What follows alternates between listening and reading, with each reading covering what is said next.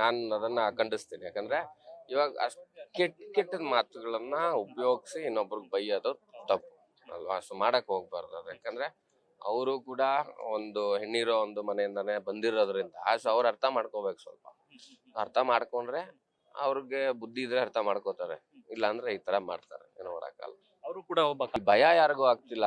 ಏನಾಗ್ತಿದೆ ಅಂದ್ರೆ ತುಂಬಾ ಬೇಸರ ಆಗ್ತಾ ಇದೆ. ಯಾಕೆ ಇಷ್ಟ ಅಸಹ್ಯವಾಗಿದ್ದಾರೆ ಇಲ್ಲಿ, ಕೆಲವ್ರ ಯೋಚನೆಗಳು ಯಾಕಷ್ಟು ಅಸಹ್ಯವಾಗಿದೆ ಅನ್ನೋದು ಒಂದು ಬೇಸರ ಇದೆ. ಭಯ ಯಾವನು ಪಡ್ಕೊಂಡ್ ಕೂರಲ್ಲ ಇಲ್ಲಿ. ಯಾಕೆ ಗೊತ್ತಾ, ನಾವು ಧೈರ್ಯವಾಗಿರೋರೆ. ನಾವೂನು ಎಲ್ಲಾ ತರದ್ದು ಒಂದು ಇದನ್ನು ಫೇಸ್ ಮಾಡ್ಕೊಂಡು ಬಂದಿರ್ತೀವಿ. ನಮಗೂ ಆ ಧೈರ್ಯ ಇರುತ್ತೆ. ಭಯ ಯಾರಿಗೂ ಇಲ್ಲ. ಏನಂದ್ರೆ ಬೇಸರ ಇದೆ.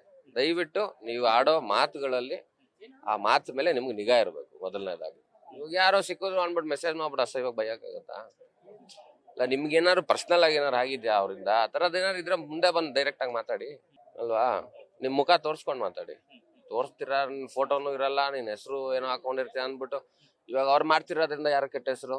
ದರ್ಶನ್ ಅವ್ರಿಗೆ ತಾನೇ ಡೈರೆಕ್ಟ್ ಆಗಿ ದರ್ಶನ್ ಅವ್ರ ಫ್ಯಾನ್ಸೇ ಮಾಡ್ತಿರೋದು ಅಂತ ತಾನೇ ಆಗ್ತಿರೋದು. ಇದು ಯಾಕೆ ಅವ್ರಿಗೆ ಯೋಚನೆ ಬರ್ತಾ ಇಲ್ಲ ಅಲ್ವಾ? ಈಗ ಅವರೇ ಒಂದಷ್ಟು ಪ್ರಾಬ್ಲಮ್ ಫೇಸ್ ಮಾಡ್ತಿದ್ದಾರೆ. ಅವ್ರಿಗೆ ಇದೊಂದು ಬೇಕಿತ್ತ ಅವ್ರಿಗೆ? ಅಲ್ಲಿ ಅರ್ಥ ಮಾಡ್ಕೋಬೇಕು ತಾನೆ. ಇವ್ರ ಫ್ಯಾನ್ಸ್ ಆದವ್ರು ಅರ್ಥ ಹೋಗ್ರು. ನಾವು ಅವ್ರ ಹೆಸರನ್ನ ಇಟ್ಕೊಂಡು ಏನು ತಪ್ಪು ಮಾಡಬಾರ್ದು ಅನ್ನೋದು ಅವ್ರಿಗೆ ಬುದ್ಧಿ ಇರಬೇಕು. ಸೊ ಅವ್ರು ಸೈಲೆಂಟ್ ಆಗಿದ್ರೆ ಎಲ್ಲ ಕರೆಕ್ಟ್ ಆಗಿರುತ್ತೆ.